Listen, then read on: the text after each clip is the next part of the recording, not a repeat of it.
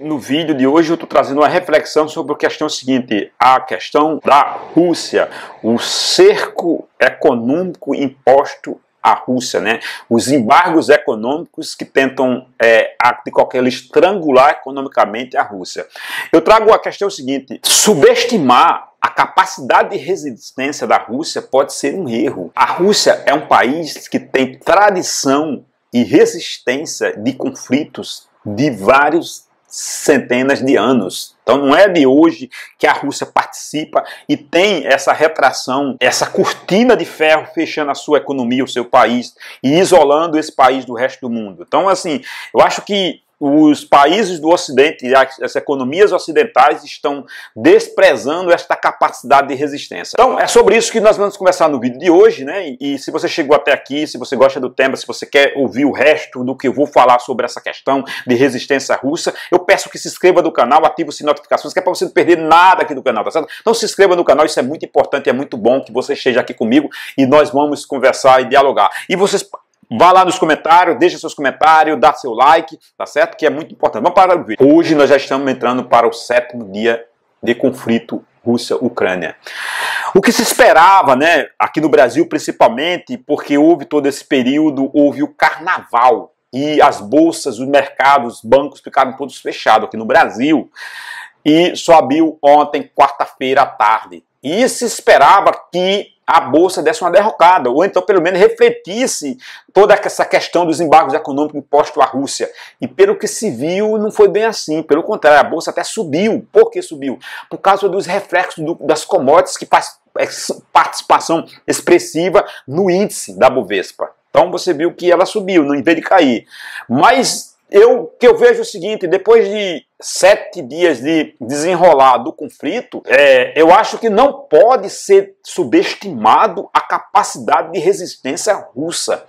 Principalmente quando você olha lá na outra ponta, sorriso de orelha a orelha, o dragão do Oriente, a China. Então, a China tem os sistemas de pagamento dos quais a Rússia foi expulsa, tem os bancos que estão correndo para lá, tem as empresas, tem a venda dos produtos, tem o escoamento de produtos, que é o gás e o petróleo ido para a Europa, direciona todo para a China e para aqueles países daquelas regiões, que são países gigantescos. Nós temos uma Índia com mais de 1 bilhão de habitantes, nós temos a China com 1,5 bilhão. Então, assim, eu acho que a Rússia ela tem uma tradição, o povo russo, eles têm esse espírito, né, de nacionalista, territorialista, de patriotismo, de resistir e conseguir se manter sobre um cerco e sobre um sufoco de países. Isso você pode trazer dentro do contexto histórico a própria derrota de Napoleão Bonaparte, quando ele tentou invadir a Rússia e ocupar, ele até chegou a ganhar uma batalha, mas o povo usou da tática da resistência e derrotou-lo dentro das partes geográficas russa. Isso ocorreu com Hitler também. Hitler também tentou sufocar e tentou ocupar a própria Rússia e o povo usou da tática do recuando, destruindo suas partes, resistiu e derrotou Hitler. Então, assim, não é um passo tão fácil que você vai chegar lá e vai simplesmente tentar estrangular a Rússia, porque é um país que é treinado para isso, é preparado. E tem mais, Putin, ele deve ter feito essa estratégia necessária para fazer o quê?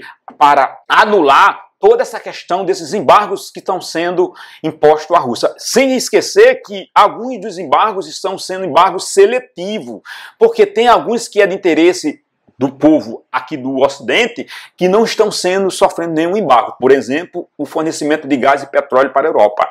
Essa matéria aí não sofreu embargos. Então, estão sendo embargos seletivos. Só que eu acho que a Rússia é um país que tem tradição de resistência, tem experiência, tem expertise no negócio. Então, subestimar é meio que palma, não é bem assim.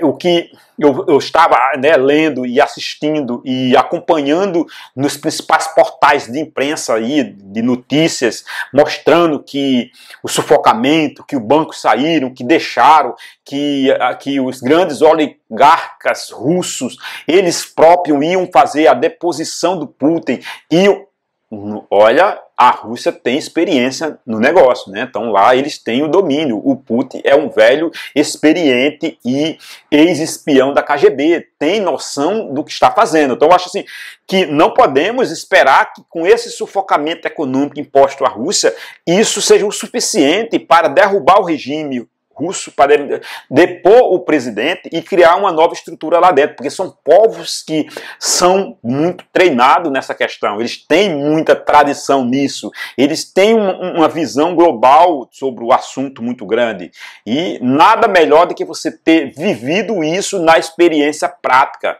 Então a história mostra esse contexto russo com essa ideia de resistência, com essa questão de um povo que não tem muita, não se abala com a retirada dessas bugigangas que hoje nós temos, com YouTube, Facebook, com essas coisas aí, com TikTok, com tudo isso aí não vai fazer muito efeito. A parte econômica, a Rússia é preparada, ela é autossuficiente na maioria dos seus produtos, ela tem uma produção muito grande, ela tem uma estrutura, então o povo já é treinado. Então, pessoal, eu vejo assim, acreditar só o embargo econômico é suficiente para derrubar a Rússia, pode sair pela culatra, pode ser um erro de cálculo, porque eles têm experiência e tradição histórica nessa questão.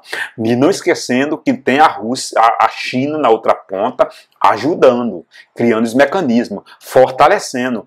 Pode ser um grande erro cometido pelo Ocidente e que está acelerando o processo, fortalecimento das instituições necessárias para levar esses dois países ao topo do planeta, assim como ocorreu com os Estados Unidos e a Inglaterra.